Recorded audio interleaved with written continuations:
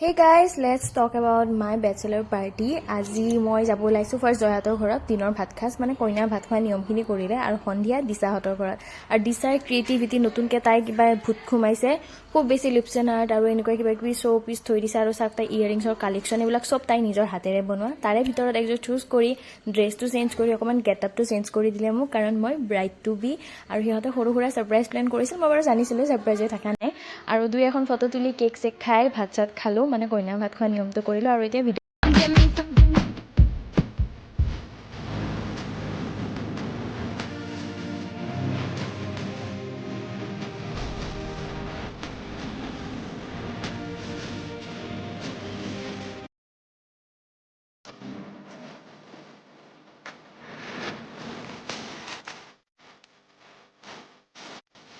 Come give me something I can feel. Oh, oh.